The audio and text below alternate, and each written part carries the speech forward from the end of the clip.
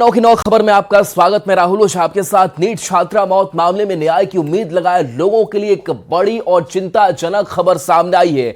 मामले की तह तक पहुंचने के लिए गठित एसआईटी के सौंपे गए अधूरे दस्तावेजों के कारण एम्स पटना की मेडिकल जांच प्रक्रिया बुरी तरह प्रभावित हो रही है। वैज्ञानिक साक्ष्यों के अभाव में विशेषज्ञों की टीम किसी ठोस नतीजे पर नहीं पहुंच पा रही है।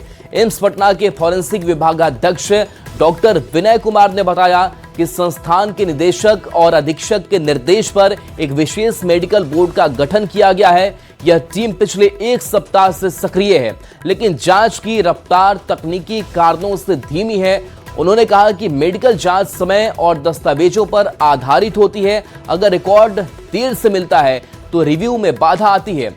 अभी किसी निष्कर्ष पर पहुंचना संभव नहीं है जब तक सभी दस्तावेजों की जांच नहीं हो जाती। उन्होंने कहा कि एसआईटी की टीम दस्तावेज धीरे धीरे दे रही है। एसआईटी ने एम्स को दिए अधूरे दस्तावेज और जांच प्रभावित हो रही है और कैसे न्याय मिलेगा, ये बड़ा सवाल खड़ा हो रहा है। हमसे कोई प्रीमेच्योर स्टेटमेंट की उम्मीद ना करें जी। हम जो भी मंतव्य देंगे सारे डॉक्यूमेंट को एग्जामिनेशन के बाद, right from treatment record, right from postmortem report, right from observation of the ये videograph of the postmortem procedure, forensic science laboratory report, क्योंकि आधे अधूरे डॉक्यूमेंट के बेसिस पे कुछ भी बोलना वही हाल हो जाएगा जैसे अश्वस्थामा हतोहंते का हो गया था सर। अभी भी हमने एसआईटी को बोला है, बीच बीच में हम लोग जैसे जैसे एग्जामिनेशन कर रहे हैं डॉक्यूमेंट का, वैसे वैसे जिस डॉक्यूमेंट की हमको जरूरत पड़ रही है एसआईटी को हम बार बार एसआईटी को बोलते हैं, वो डॉक्यूमेंट ला करके देती है सर। तो अभी भी पूरी डॉक्यूमेंट नहीं आ पाई है सर। सारे डॉक्यूमेंट्स आ जाने के बाद हम लोग जो है इस पे ओपिनियन दे पाएंगे। हाँ, अभी तक के डॉक्यूमेंट्स काफी हद तक आ चुके हैं, लेकिन पूरी तरह से कंक्लूजन पर पहुंचने के लिए पर्याप्त नहीं। मैं लगता है मैं कुछ नहीं बोलूंगा। अब सवाल है कि संवेदना की मौत पर क्या अब तक हुआ है। तो देखिए, संवेदना की मौत पर सुलगते ये सवाल है कि मामले में लीपापोती की कोशिश एसआईटी कर रही है। यह सवाल बना हुआ है और सवाल यह भी है कि एसआईटी समय पर क्यों दस्तावेज नहीं दे रही है, जिससे ये जांच पूरी तरह से प्रभावित हो रही है। सवाल यह भी कि कहीं गुनहगारों को एसआईटी बचा तो नहीं रही है, और सवाल तो यह भी है कि एसआईटी ने एम्स को आखिर अधूरे दस्तावेज क्यों दिए। क्या जांच को प्रभावित करने की ये पूरी कोशिश है, कोई साजिश है? ये कई सवाल लगातार खड़े हो रहे हैं। चलिए बढ़ेंगे आगे और बात करते हैं दूसरी और खबरों की। पटना में सरस्वती पूजा के मौके पर राजनीति का एक अलग रंग देखने को मिला। सरस्वती पूजा में मुख्यमंत्री नीतीश कुमार पहुंचे तो माहौल उत्सवी हो गया, लेकिन उससे पहले उनके बेटे निशांत कुमार की मौजूदगी ने सियासी चर्चाओं को एक बार फिर से हवा दे दी है। कार्यक्रम के दौरान केंद्रीय मंत्री ललन सिंह ने मुख्यमंत्री के बेटे निशांत कुमार के पीठ पर हाथ फेरते हुए उनसे राजनीति में आने का इशारा किया। उन्होंने कहा कि अब मान जाइए और राजनीति में आ जाइए। हालांकि इस पर निशांत कुमार ने कोई सीधा जवाब नहीं दिया। वह मुस्कुराते हुए शांत रहे और किसी भी तरह की राजनीतिक प्रतिक्रिया देने से बचते नजर आए। राजनीतिक गलियारे में लंबे समय से चर्चा होती रही कि निशांत कुमार सक्रिय राजनीति में कदम रखेंगे या नहीं। बता दें कि इससे पहले ललन सिंह ने साफ शब्दों में कहा था कि निशांत कुमार के राजनीति में आने या न आने का फैसला कोई और नहीं बल्कि खुद नीतीश कुमार ही करेंगे। लेकिन कल के वाकये के बाद अब साफ हो गया कि निशांत कुमार के राजनीति में आने का फैसला खुद निशांत कुमार करेंगे।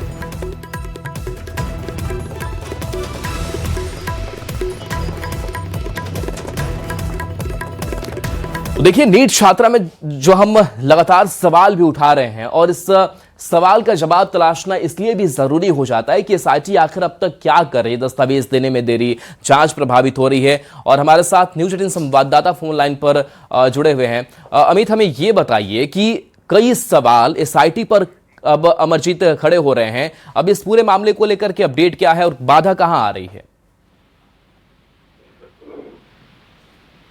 कौन है जी? अमरजीत, आप तक आवाज पहुंच पा रही है?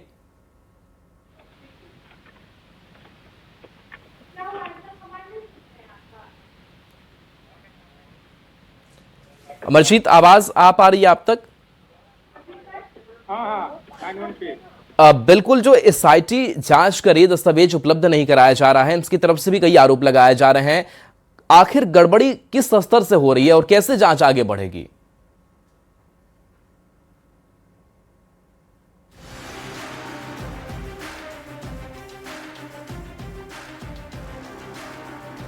तो चलिए एक बार खबर आपको फिर से बता देते हैं कि नीट छात्रा मौत मामले में न्याय की उम्मीद लगाकर के परिवार वाले भी बैठे हुए हैं, परिजन भी हैं और इसके साथ साथ पूरे बिहार की नजर इस खबर पर बनी हुई है। लेकिन सबसे बड़ा सवाल यही है कि जब एक लूपहोल इस जांच की प्रक्रिया में ही आ जाए तो आखिर न्याय कैसे मिले, जल्द कैसे सारी चीजें दुरुस्त हो सके। एम्स पटना की मेडिकल जांच प्रक्रिया पूरी तरह से प्रभावित हो रही है। वैज्ञानिक साक्ष्यों के अभाव में विशेषज्ञों की टीम किसी ठोस नतीजे पर नहीं पहुंच पा रही है।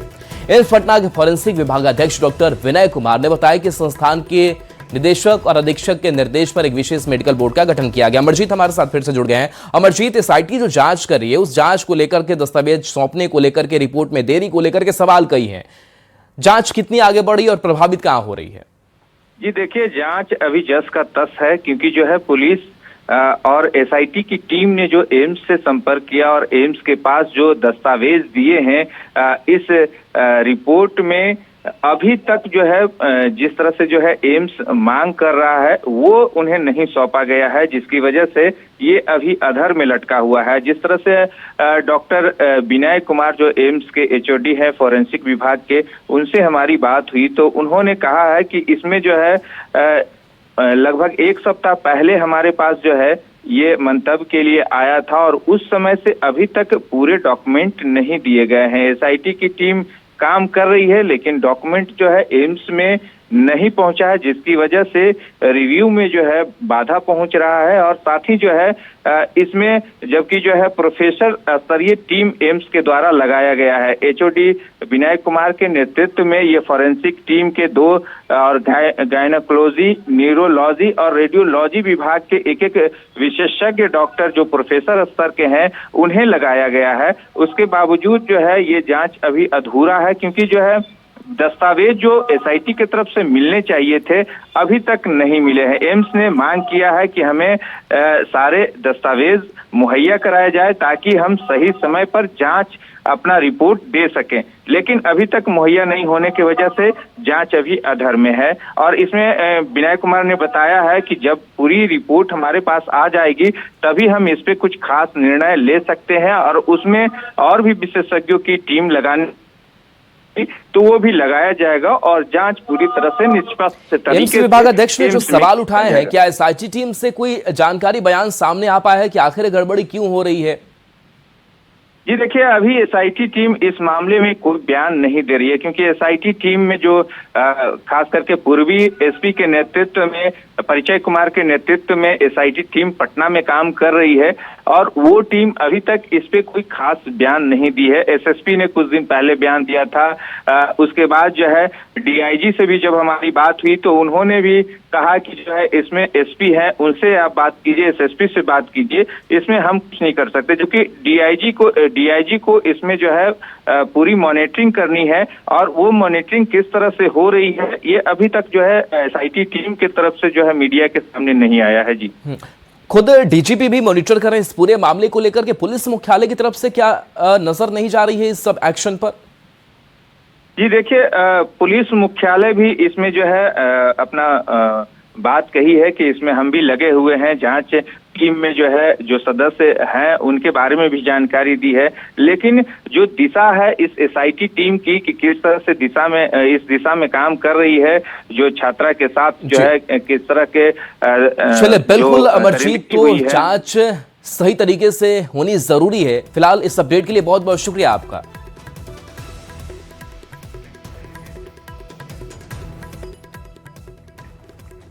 और देखिए, पटना में सरस्वती पूजा के मौके पर राजनीति का एक अलग रंग देखने को मिला। सरस्वती पूजा में मुख्यमंत्री नीतीश कुमार पहुंचे तो माहौल उत्सवी हो गया, लेकिन उससे पहले उनके बेटे निशांत कुमार की मौजूदगी ने सियासी चर्चाओं को एक बार फिर से हवा दे दी है। कार्यक्रम के दौरान केंद्रीय मंत्री ललन सिंह ने मुख्यमंत्री के बेटे निशांत कुमार के पीठ पर हाथ फेरते हुए उनसे राजनीति में आने का इशारा किया। उन्होंने कहा कि अब मान जाइए और राजनीति में आ जाइए। हालांकि इस पर निशांत कुमार ने कोई सीधा जवाब नहीं दिया। वह मुस्कुराते हुए शांत रहे और किसी भी तरह की राजनीतिक प्रतिक्रिया देने से बचते नजर आए। राजनीतिक गलियारे में लंबे समय से यह चर्चा होती रही है कि निशांत कुमार सक्रिय राजनीति में कदम रखेंगे या नहीं। बता दें कि इससे पहले ललन सिंह ने साफ शब्दों में कहा था कि निशांत कुमार के राजनीति में आने या न आने का फैसला कोई और नहीं बल्कि खुद नीतीश कुमार ही करेंगे। लेकिन कल के वाकये के बाद अब साफ हो गया है कि निशांत कुमार के राजनीति में आने का फैसला खुद निशांत कुमार करेंगे।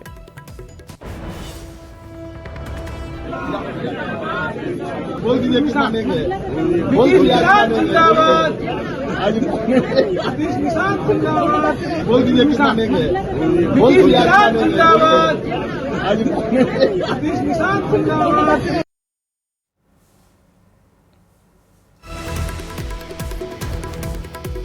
तो देखिए सीएम नीतीश के सामने ही ये सब सारा वाकया जो है वो सामने आया। निशांत से कहा गया कि अब मान जाइए, राजनीति में आ जाइए। राजनीति में आने की चर्चा पिछले काफी समय से तेज है और ललन सिंह ने राजनीति में आने का ऑफर दे दिया। देखिए ललन सिंह जो है वो निशांत के कंधे पर हाथ रख रहे हैं और कह रहे हैं कि मान जाइए, और वहीं ठीक बगल में मुख्यमंत्री नीतीश कुमार मुस्कुराते हुए नजर आ रहे हैं और इन सब के बीच पूरी चर्चा हो रही है। तो सीएम नीतीश के सामने ही ललन सिंह ने यह मांग कर दी और बाकी जो जेडीयू के भी बड़े नेता हैं वो भी इस बात की लगातार वो चर्चा कर रहे हैं कि निशांत को अब राजनीति में आ जाना चाहिए। हालांकि ये फैसला निशांत को ही लेना है।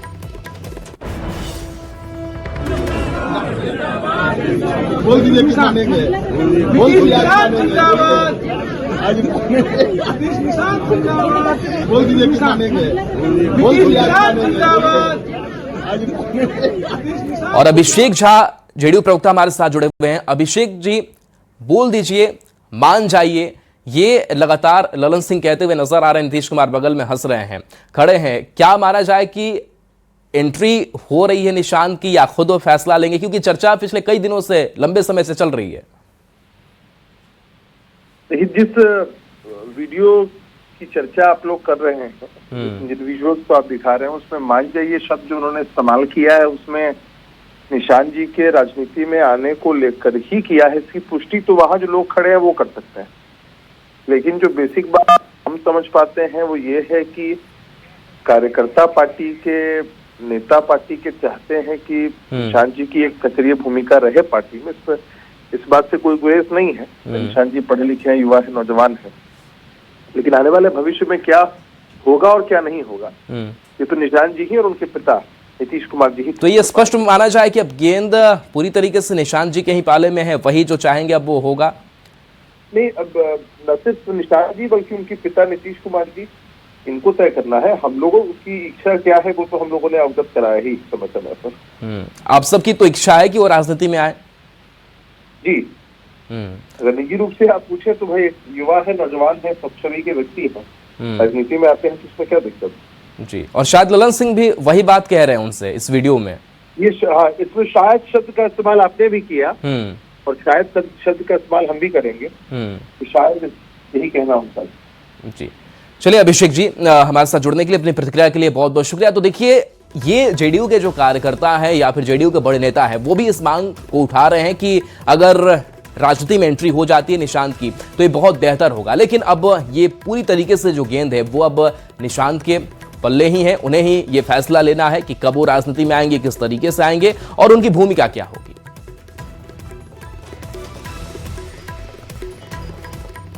औरंगाबाद के देव थाना क्षेत्र से पिछले 5 दिनों से लापता 4 नाबालिग लड़कियों का अभी तक कोई भी सुराग नहीं मिला है। एसडीपीओ चंदन कुमार ने बताया कि सभी लड़कियों की तलाश की जा रही है। इसके लिए एक विशेष टीम का भी गठन कर दिया गया है। पुलिस दावा कर रही है कि लापता लड़कियों को जल्द से जल्द बरामद कर लिया जाएगा।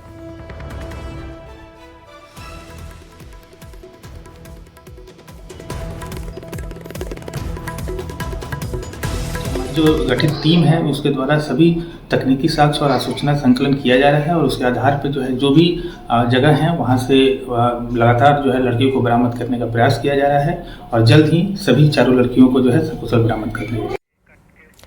चाईबासा के सारंडा जंगल में 2 दिनों में 17 नक्सली मारे गए हैं। इन 17 नक्सलियों के शवों को देर रात जंगल से बरामद छोटा नागरा थाना लाया गया।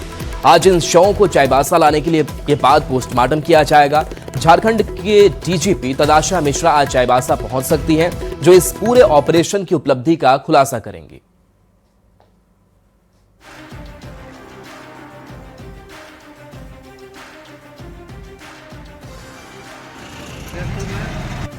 अभी क्या है कि जितना जो हमारा ऑपरेशन था लगभग अभी कंटिन्यू ही है, क्लोज नहीं हुई है। बात क्या है कि जितना भी जो हमारा जो संख्या मिला था वो कंप्लीट है ना।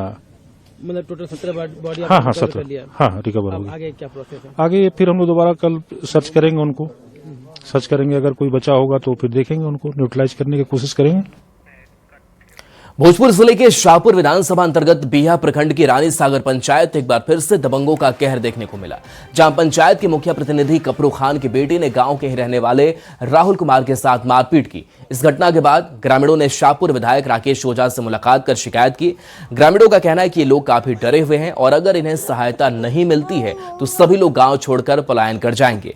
ग्रामीणों ने आरोप लगाया कि मुखिया प्रतिनिधि का बेटा पहले भी कई लोगों से मारपीट कर चुका है, लेकिन कोई कार्रवाई नहीं होने की वजह से उसका मनोबल बढ़ गया है। एक्शन लेना पड़े, जो कदम उठाना पड़े वो उठाया जाएगा, लेकिन रानी सागर में जो मनमानी चल रहा है, जो गुंडों द्वारा जो आतंक फैलाया जा रहा है, उस पर पूर्ण विराम लगाएंगे और यहाँ के लोगों को एक सुरक्षित और फ्रेश वातावरण देने का हर संभव प्रयास करेंगे। किशनगंज जिले में सक्रिय जाली लॉटरी माफिया के खिलाफ पुलिस को बड़ी सफलता मिली है। पुलिस ने अंतरराज्यीय गिरोह का भंडाफोड़ करते हुए मास्टरमाइंड सहित 5 लोगों को गिरफ्तार किया है। साथ ही पुलिस ने 2,61,000 नकली लॉटरी कूपन भी बरामद किया है, जिसकी कीमत 16 लाख से ज्यादा बताई जा रही है। पूछताछ में आरोपियों ने स्वीकार किया है कि गिरोह बिहार और पश्चिम बंगाल से जाली लॉटरी छपवाकर किशनगंज और आसपास के क्षेत्रों में बड़े पैमाने पर बेचता था। जांच में यह भी स्पष्ट हुआ है कि यह नेटवर्क संगठित अपराध के जरिए अवैध संपत्ति अर्जित करने का माध्यम बन चुका था। पुलिस अधीक्षक ने कहा कि जाली लॉटरी, जुआ और संगठित अपराध के खिलाफ जिले में जीरो टॉलरेंस की नीति अपनाई गई है। नेटवर्क से जुड़े हर व्यक्ति की पहचान कर कार्रवाई की जाएगी और यह अभियान पूरी सख्ती के साथ आगे भी जारी रहेगा। बिहार और पश्चिम बंगाल में जारी लॉटरी का कूपन छपवा करके और इस धंधे को करते हैं और इससे पूरे नेटवर्क से जुड़े हुए लोगों की भी पहचान हुई है। तो जितने लोग पकड़े गए हैं उनसे पूछताछ के क्रम में भी फॉरवर्ड और बैकवर्ड लिंकेज एस्टैब्लिश किया गया है। इसमें पूरे जो इस चेन में नेटवर्क में लोग हैं और भी अपराधियों का पता चला है। तो इस पूरे संगठित गिरोह का पता लग गया है। और आज वैशाली में सीएम की समृद्धि यात्रा है। करोड़ों की योजनाओं की सीएम सौगात देंगे। योजनाओं का शिलान्यास और उद्घाटन होगा। पानापुर बटेश्वर नाथ धाम में ये तैयारियां की गई है। तो आज वैशाली में सीएम की समृद्धि यात्रा होनी है और आज वैशाली को कई बड़ी सौगातें देंगे। करोड़ों की योजनाओं की सौगात मिलने वाली है। पानापुर बटेश्वर नाथ धाम में ये तैयारियां की जा रही है। बता दें कि कई योजनाओं का उद्घाटन और शिलान्यास आज मुख्यमंत्री नीतीश कुमार करेंगे।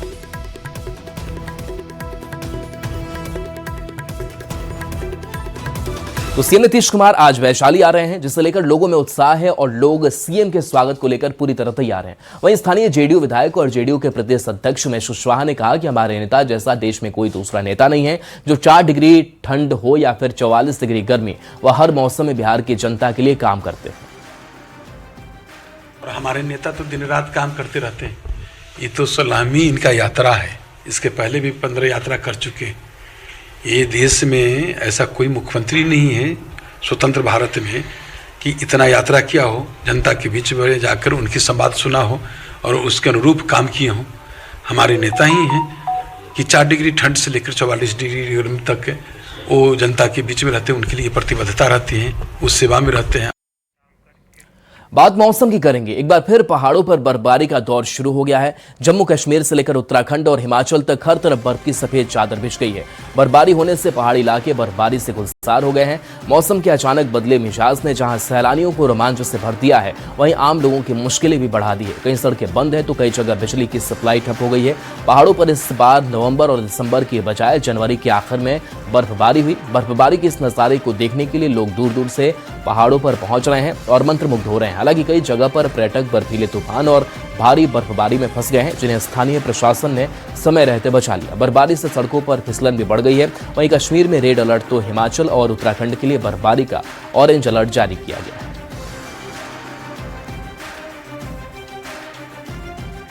बर्फबारी होने से सैलानियों के चेहरे खिल उठे। वहीं कई जगह बर्फबारी मुश्किल का सबब बन गया। मनाली में सड़क पर खड़ी एक गाड़ी बर्फबारी की वजह से फिसल गई। इस दौरान एक आदमी उसे रोकने की कोशिश करता दिखाई दिया, लेकिन फिसलन की वजह से गाड़ी तेजी से नीचे की ओर जाने लगी। ये देख वहां मौजूद कुछ लोग भी उस शख्स की मदद के लिए दौड़ पड़े। इसका वीडियो वहां पास ही लगे सीसीटीवी कैमरे में रिकॉर्ड हो गया, जो अब सोशल मीडिया पर तेजी से वायरल हो रहा है।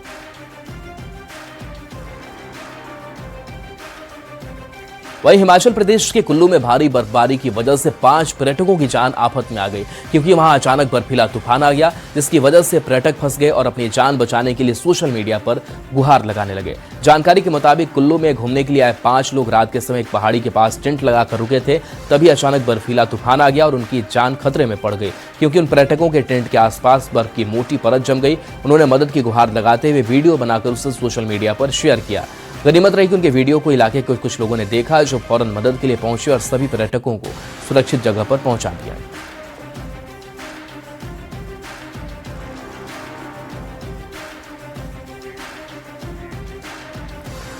पूरे बिहार में ठंड में गिरावट आई है। मौसम विभाग ने किसी जिले में अलर्ट जारी नहीं किया है। बावजूद इसके कई जिलों में घना कोहरा और सुबह और शाम में ठंड होने की बात कही गई है।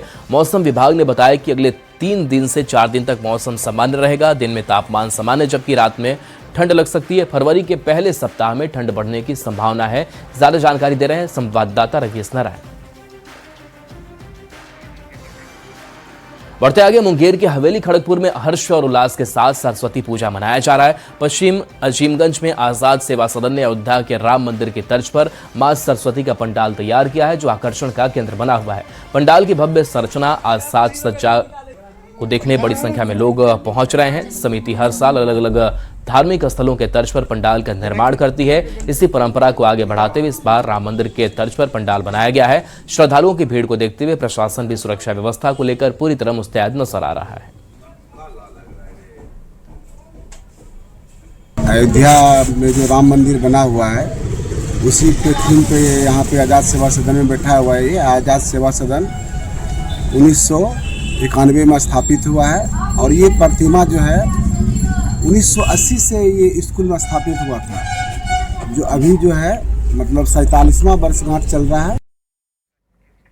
और चलिए, न्यूज़ 18 बिहार झारखंड पर खबरें आपके लिए लगातार जारी है।